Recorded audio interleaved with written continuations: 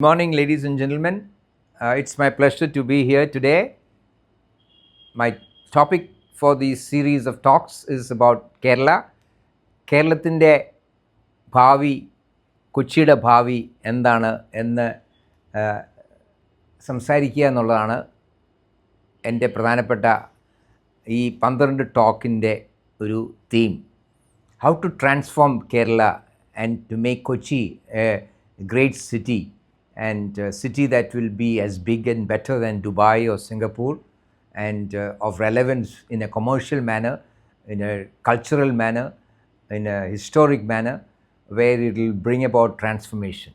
Apol, let me give you an introduction of me. I'm Dr. George Joseph Timplanyad, and I'm known as George Kutti. Drishyam സിനിമയിലെ ഒരു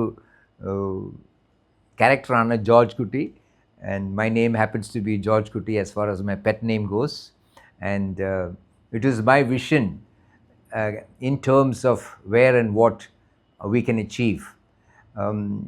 I'm a medical doctor, MBBS, and I have also got an MBA in international business from New York, Pace University, as well as Manipal Kasturba Medical College, where I did my medicine, and I've had 25 years of experience living in the US and back and forth between India and the US, and it is my commitment to the environment and cleanliness that got me to file a case, a public interest litigation against the government of India, the Indian Railways and the state of Kerala, and get a favorable judgment, and after 16 long years of efforts get the green bio toilets on the Indian Railway.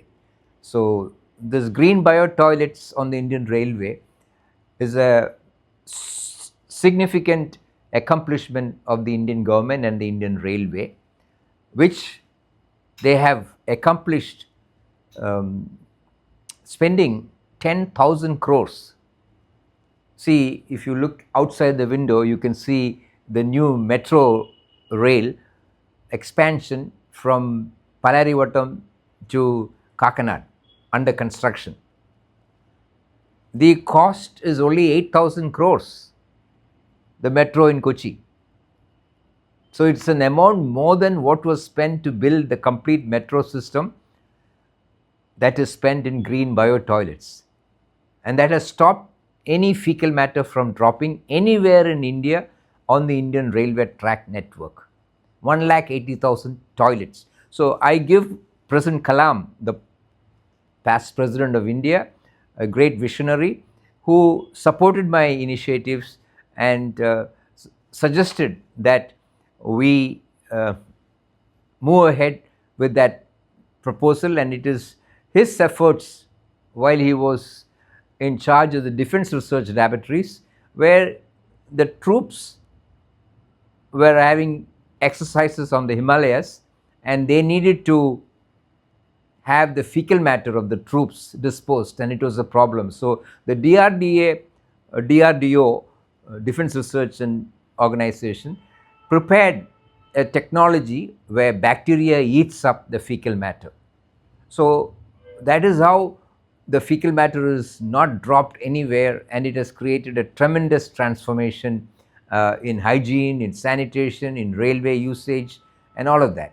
So this led me to come back to India in 2010, and I have been very active. എനിക്ക് ഇവിടുത്തെ പ്രശ്നങ്ങൾ പരിഹരിക്കണമെന്ന് വലിയൊരു ആഗ്രഹമാണ്.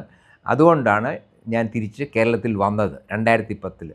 അപ്പം എന്നോട് president Kalam പറഞ്ഞായിരുന്നു, ഞാനൊരു കാര്യം ചോദിച്ചു, can we produce electricity from human fecal matter? അദ്ദേഹം എന്നോട് ഓഫ് കോഴ്സ് യു ക്യാൻ. അദ്ദേഹത്തിൻ്റെ എനർജറ്റിക് ആയിട്ടുള്ള ആ സംസാരവും ഒക്കെ എന്നെ അങ്ങ് മോട്ടിവേറ്റ് ചെയ്ത് ഞാൻ അമേരിക്കയിൽ ഒരു പ്ലാന്റ് കണ്ടു. ആ പ്ലാന്റിൽ അവർ ഇലക്ട്രിസിറ്റി ഈ മലം ഗ്യാസ് ആക്കിയിട്ട് ആ ഗ്യാസിൽ നിന്ന് ഒരു ഫ്യൂവൽ സെൽ യൂണിറ്റ് ഉണ്ടാക്കിയിട്ട് ആ ഫ്യൂവൽ സെൽ യൂണിറ്റ് വഴിയാണ് ക്ലീൻ ഇലക്ട്രിസിറ്റി ഉണ്ടാക്കുന്നത്. അപ്പം അത് നമുക്കിവിടെ കൊണ്ടുവരികയാണെങ്കിൽ, ആ ടെക്നോളജി ഇവിടെ കൊണ്ടുവരികയാണെങ്കിൽ, we can produce clean electricity from faecal matter. ഈ ഫീക്കൽ മാറ്റർ ഇന്ന് കേരളത്തിനെ വളരെയധികം ഡിസ്ട്രോയ് ചെയ്യുന്ന, ഹേർട്ട് ചെയ്യുന്ന ഒരു മാറ്ററാണ്. നമ്മുടെ ഇവിടെ ഒത്തിരി വെള്ളമുണ്ട്, മഴയുണ്ട്, ആറുകളുണ്ട്, കനാൽസ് ഉണ്ട്, ലേക്ക് ഉണ്ട്, എല്ലാം വാട്ടർ ബോഡീസ് ഉണ്ട്. അപ്പം ഈ വാട്ടർ ബോഡിയിലോട്ട് നമ്മുടെ സെപ്റ്റിക് ടാങ്കിൽ നിന്നുള്ള മലം ഒഴുകിപ്പോകുന്നു, അല്ലെ അത് നാച്ചുറലായിട്ടാണേലും അവരുടെ ടെക്നോളജി വെച്ച് ഈ 3 കുഴിയിൽ പോയിട്ട് 3ാമത്തെ കുഴിയിൽ നിന്ന് ആ ഭൂമിയിലോട്ടാണ് പോകുന്നത്. അപ്പം അത് നമ്മുടെ വാട്ടർ ബോഡി എന്ന് പറയുന്ന ഭൂഗർഭ വെള്ളം, ആ അണ്ടർ ദ എർത്ത് അതിലോട്ട് പോയി ആ പൊല്യൂഷനാണ്. നമ്മളൊരു കിണർ കുഴിച്ചാലും ആ കിണറിലെ വെള്ളം പോലും പൊല്യൂട്ടഡാണ്. So this is a very major problem and we need to address and find solution. Very important, very urgent and very needed. ഇതാണ് കേരളത്തിലെ തന്നെ ടൂറിസം വികസിപ്പിക്കാനും പല രീതിയിലും ഇമ്പ്രൂവ്മെൻറ്റ് വരാനും ഒക്കെയുള്ള ഒരു technology and investment has to come. It is not necessarily only the government who can meet these challenges. ബോംബെയിൽ സിറ്റിയിൽ ഇലക്ട്രിസിറ്റി ഇല്ലായിരുന്നു. ആരാ ഇലക്ട്രിസിറ്റി കൊണ്ടുവന്നത്? ടാറ്റ കമ്പനിയാണ്, ടാറ്റ ഇലക്ട്രിക് കമ്പനിയാണ് അവിടെ ഇലക്ട്രിസിറ്റി കൊണ്ടുവരുന്നത്. So private initiative to solve problems is a very urgent need, and we need companies to invest in creating a new pipeline for all the fecal matter. ഈ fecal മാറ്ററും വെള്ളവുമായിട്ട് ഒരു ബന്ധമില്ലാത്ത രീതിയിൽ അതിനെ കളക്ട് ചെയ്യണം. അത് പ്രോസസ്സ് ചെയ്യുകയാണെങ്കിൽ എനിക്ക് തോന്നുന്നു ഇന്ത്യയിൽ തന്നെ ഈ ഫീക്കൽ മാറ്ററിൽ നിന്ന് ഇലക്ട്രിസിറ്റി ഉണ്ടാക്കുന്നത് 1 ലക്ഷമല്ല, 2 ലക്ഷമല്ല, 5 ലക്ഷം കോടി രൂപയുടെ ഒരു അസറ്റ് ബിൽഡ് ചെയ്യാനൊരു അവസരമാണ്. Electricity production, reducing diseases, improving sanitation and hygiene, ഇതെല്ലാം കൂടെ കൂടുമ്പം ഒത്തിരി കോമിംഗ്ലിങ്ങിൻ്റെ ഒരു എഫക്റ്റ് വരും. ഓരോത്തിൻ്റെയും സെപ്പറേറ്റായിട്ട് എടുക്കുന്നതിനേക്കാൾ കൂടുതലാണ് ഈ 3 കാര്യങ്ങളും കൂടെ ഒരുമിച്ച് വരുമ്പോൾ. അങ്ങനെയാണ് ഇപ്പം റെയിൽവേയിൽ 2500 കോടി രൂപയാണ് ഓരോ വർഷവും റെയിൽവേക്ക് ലാഭം. അതായത് അവിടെ ഏതാണ്ട് 2 ലക്ഷം എംപ്ലോയീസിനെയാണ് ഈ മലമൊക്കെ മാറ്റാനും വൃത്തിയാക്കാനും തൂക്കാനുമായിട്ട് വെച്ചിരുന്നത്. ആ ഒരു എംപ്ലോയ്മെൻ്റ് ആവശ്യമില്ല. അങ്ങനെ റെയിൽവേക്ക് തന്നെ ലാഭം വരുന്നുണ്ട് ആ സേവിങ്സ് വഴി തന്നെ. അതുപോലെ തന്നെ വന്ദേ ഭാരതും മറ്റു ട്രെയിൻസും ഒക്കെ വന്നപ്പോൾ ഇപ്പം ഒത്തിരി പേര് ട്രെയിൻസ് ഉപയോഗിക്കുന്നു. കാരണം ആ മലമൊക്കെ കിടക്കുകയാണെങ്കിൽ അത് എത്ര ട്രെയിൻ തന്ന് കൊണ്ടുവന്നാലും അതിലോട്ട് കയറാൻ ആൾക്ക് താല്പര്യമില്ല. ആ cleanliness is very much next godliness എന്ന് പറയുന്നു. അതുപോലെ തന്നെ ആ വെരി അർജൻറ്റ് നീഡാണ്. കേരളത്തിൽ നമുക്ക് ഒത്തിരി വേസ്റ്റ് ഉണ്ട്, മരങ്ങൾ, ഇല, അതുപോലെ തന്നെ മനുഷ്യനും മൃഗവും എല്ലാം കൂടെ. ആ വേസ്റ്റ് നമ്മൾ ക്ലീൻ ചെയ്യണം. എനിക്ക് അമേരിക്കയിലുണ്ടായിരുന്നപ്പോൾ ഞാൻ അവിടെ ഒരു ലൈബ്രറിയിൽ പോയി. എനിക്ക് തോന്നുന്നു അവിടെ ലൈബ്രറി ഓഫ് കോൺഗ്രസ് ആണ്. അപ്പോൾ അവിടെ ഞാനൊരു ബുക്ക് കണ്ടു. പോർച്ചുഗീസുകാർ ഇന്ത്യയിൽ ഉണ്ടായിരുന്നപ്പം അന്ന് അവർ വരച്ച ഒരു സ്കെച്ചാണ്. ഈ കാലിക്കറ്റ് ഭാഗമൊക്കെ മലബാർ എന്ന് പറയുന്ന റീജിയന് എന്ത് ബ്യൂട്ടിഫുള്ളായിട്ട് അവർ വെച്ചിരുന്നതെന്ന്.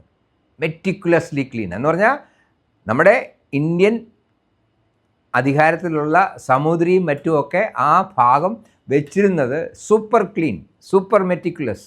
ആ പടം കണ്ടപ്പോഴാണ് എനിക്കത് മനസ്സിലായി. ഇത്രയും ബ്യൂട്ടിഫുള്ളായിട്ട് നമ്മൾ പ്രിസർവ് ചെയ്ത സ്ഥലം അതിപ്പം ബ്രേക്ക് ഡൗൺ വന്നിട്ടുണ്ട്. നമ്മുടെ ഈ കേരളം ഒന്നാമത് നമ്മൾ സൂപ്പർ ക്ലീനായിട്ട് വെക്കണം. നമ്മൾ അത് ഹവായി അല്ലെ ജപ്പാൻ വെച്ചിരിക്കുന്ന രീതിയിൽ ക്ലീനായിട്ട് വെച്ചാൽ we will be A super hot place.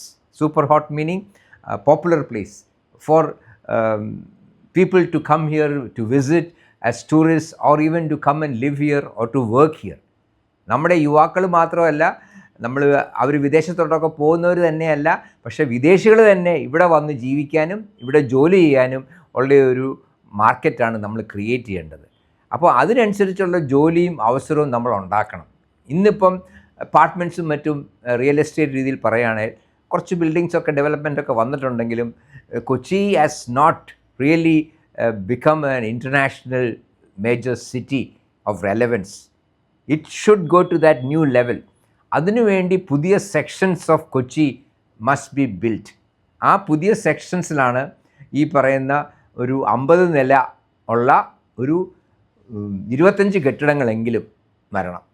അങ്ങനെയുള്ള ഒരു 25 കെട്ടിടങ്ങൾ ഒരു 100 ഏക്കർ സ്ഥലത്തിൽ, എന്ന് പറഞ്ഞാൽ ഒറ്റ സ്ഥലം മാത്രമാണ് 20 ഏക്കർ അല്ലെ 10 ഏക്കർ ഉള്ളയിടത്താണേലും. പക്ഷേ റോഡ്സ് വേണം, പ്രോപ്പറായിട്ട് ഇൻഫ്രാസ്ട്രക്ചർ വേണം, ഗാർബേജും വേസ്റ്റും ഒക്കെ മാനേജ് ചെയ്യുന്ന രീതി വേണം, നല്ല ഗാർഡൻസ് വേണം, നല്ല ലാൻഡ്സ്കേപ്പിംഗ് വേണം. അങ്ങനെയുള്ളൊരു അന്തരീക്ഷം ഉണ്ടെങ്കിൽ മാത്രമേ ഇവിടെയുള്ള ഹോട്ടൽസും ടൂറിസവും ജോലി ചെയ്യാനും ഒക്കെയുള്ള നമ്മുടെ പ്രകൃതി സൗന്ദര്യമുള്ള കേരളം ദൈവത്തിൻ്റെ നാടാണെന്ന് പറയുന്നുണ്ടെങ്കിലും നമ്മളത് വൃത്തിയായിട്ട് വെച്ചാൽ മാത്രമേ നമുക്കത് ദൈവത്തിൻ്റെതായിട്ട് പറയാൻ പറ്റത്തുള്ളൂ. ഇപ്പോഴത്തെ സിറ്റുവേഷനിൽ തീർച്ചയായിട്ടും അത് പറയാൻ പറ്റത്തില്ല. ഇത് ഗാർബേജ് ആൻഡ് വേസ്റ്റും മലവും വെള്ളത്തിലും എല്ലാം pollution is very very very high. ആ പൊല്യൂഷനെ നമ്മൾ മാനേജ് ചെയ്യണം. അത് നമ്മൾ ഓപ്പർച്യൂണിറ്റിയാണ്. എന്നോടൊരു നൊബൽ പ്രൈസ് വിന്നർ ഒരു പ്രാവശ്യം പറഞ്ഞു, അമേരിക്കയിൽ. അദ്ദേഹം IIT സ്റ്റുഡൻസിന് എൻ്റർപ്രന്യൂഴ്സിനോട് പറയുമായിരുന്നു എങ്ങനെയാണ് പുതിയ ബിസിനസ്സുകൾ കണ്ടുപിടിക്കേണ്ടത്, എങ്ങനെ പുതിയ ബിസിനസ് സ്റ്റാർട്ട് ചെയ്യേണ്ടതെന്ന്. അപ്പോൾ അദ്ദേഹം പറഞ്ഞതെന്നറിയോ, the problem is to identify the right problem എന്ന്. അപ്പോൾ അദ്ദേഹം പറയുന്നത് ഒരു എൻ്റർപ്രന്യൂർഷിപ്പ് ചെയ്യേണ്ടത്, ഒരു ബിസിനസ്, ഒരു സ്റ്റാർട്ടപ്പ് ചെയ്യുമ്പം ചെയ്യേണ്ട ഏറ്റവും പ്രധാനപ്പെട്ട സംഗതി എന്താണെന്ന് വെച്ചാൽ ആ ലൊക്കേഷനിൽ, ആ സ്ഥലത്തുള്ള ഒരു വലിയൊരു പ്രോബ്ലം എന്തോ ആണ് എന്ന് ആദ്യം മനസ്സിലാക്കുക. ആ പ്രോബ്ലം സോൾവ് ചെയ്യാനായിട്ട് മുന്നോട്ട് നീങ്ങുക എന്നുള്ളതാണ്. അങ്ങനെയാണ് ഞാൻ ഈ റെയിൽവേ ട്രാക്കിലെ പ്രശ്നമാണ് ഇന്ത്യയിലെ ഒരു വലിയ പ്രശ്നമായിട്ട് കണ്ടതും അതിനൊരു സൊല്യൂഷൻ കണ്ടുപിടിക്കാൻ ഞാൻ മുന്നോട്ട് പോവുകയൊക്കെ ചെയ്തത്. അങ്ങനെയാണ് അതിൽ ഞാൻ അധികം പണമൊന്നും ഉണ്ടാക്കിയില്ല, പക്ഷേ ഗവൺമെൻറ്റിന് പണം സ്പെൻഡ് ചെയ്തു, അത് ഒത്തിരി ഗുണം വന്നു. അങ്ങനെയാണ് ഇപ്പം ഈ കേരളത്തിലെ കൊച്ചിയിലെ വെള്ളത്തിൽ വരുന്ന മലം അത് സോൾവ് ചെയ്യാൻ നമ്മളെല്ലാവരും കൂടെ ഒരു സമൂഹമായിട്ട് തന്നെ മുന്നോട്ട് പോകണം. അതുപോലെ തന്നെ I would like the startups and the people interested in starting up innovative ventures to come to Kerala and invest in starting a company that will clean up the waters with innovative ideas. ഇവിടുത്തെ കനാലിലൊക്കെ വെള്ളം വളരെ മോശമായി കിടക്കുകയാണ്, കറുത്ത വെള്ളമാണ്. ആ വെള്ളം മാറ്റി വൃത്തിയായുള്ള രീതിയിലാക്കുക, അല്ലെങ്കിൽ അതൊരു ഫുട്പാത്ത് ആക്കാം. ഫോർ ഇൻസ്റ്റൻസ് ദ മാർക്കറ്റ് കനാലിൻ്റെ ആ ഒരു 0.66 കിലോമീറ്ററാണ്. അപ്പം ആ market canal is linking with the Kuttanad, ഈ പറയുന്ന വേമ്പനാട്ട് കായലുമായിട്ട് ആ റെയിൻബോ ബ്രിഡ്ജിൻ്റെ അടിയിൽ വന്ന് ചേരുകയാണ്. അവിടെ നമ്മൾ 2 ലോക്ക് ഇടുക, metal locks, so that there is no water being coming back from the lake into the canal. ആ കനാലിലെ വെള്ളവും അതിനടിയിലുള്ള മക്കും എല്ലാം ക്ലീൻ ചെയ്തിട്ട് ഈ റെയിൻബോ ബ്രിഡ്ജിൻ്റെ അവിടെയുള്ള 6 കിലോമീറ്ററോളം നീളമുള്ള APJ അബ്ദുൽ കലാം എന്ന് പറയുന്ന മാർഗ് എന്ന് പറയുന്ന ആ വാക്ക് വേ നമ്മുടെ നഗരത്തിനകത്തോട്ട് വരണം. അപ്പം ഈ മാർക്കറ്റ് കനാലിലെ വെള്ളം മാറ്റിയിട്ട് അതൊരു വാക്ക് വേ ആക്കുകയാണെങ്കിൽ ബാനർജി റോഡ് വരെ ഒരു super walk way in the city ഉണ്ടാകും. അതുപോലെ തന്നെ സെൻറ്റ് റിസേഴ്സ് കോളേജിൻ്റെ അവിടെ ഉള്ള മുല്ലശ്ശേരി കനാലിൻ്റെയോ മറ്റോ ഒരു ഭാഗമാണ് വെള്ളം വളരെ മോശമായി കിടക്കുന്നു. ആ വെള്ളം അസുഖങ്ങളും കൊതുകും മറ്റും വളരെയധികം സ്പ്രെഡ് ചെയ്യുന്നു. മലിനീകരണം മാത്രമല്ല, ഒത്തിരി പേര് മരിക്കുന്നു, ഒത്തിരി പേർക്ക് അസുഖം ഉണ്ടാകുന്നു. ഇത് I feel the health minister of Kerala, Mister Muraleedharan, Mister Karunakaran's son, who is heading the health ministry, must take it as a serious matter and must call a 2-day conference on how to solve this problem. And in 6 months, we must address it and solve this problem. And we must have a solution of international quality where Kochire Vellam is clean and is useful and healthy. എങ്കിൽ മാത്രമേ ഇവിടെ tourism നല്ല രീതിയിലോട്ട് പോകത്തുള്ളൂ. അല്ലെങ്കിൽ ഇവിടെ ഇപ്പോൾ എവിടെയാണ് ഇൻഡോറോ സൂറത്തിലോ ഒക്കെ പ്ലേഗ് പോലൊക്കെ ആളുകൾ അസുഖങ്ങൾ വന്നു, അത് ഇവിടെയും വരും. വളരെ സീരിയസ് ആയിട്ടുള്ളൊരു മാറ്ററാണ് ഈ മലവും വെള്ളവുമായിട്ടുള്ള മിക്സ് ചെയ്ത് കിടക്കുന്നത്. അത് നമ്മൾ ഇന്ന് സോൾവ് ചെയ്തില്ല, നാളെ അത് വലിയൊരു പ്രശ്നമാണ്. അതുകൊണ്ട് ഇതാണ് ഏറ്റവും വലിയൊരു ബിസിനസ് ഓപ്പർച്യൂണിറ്റി.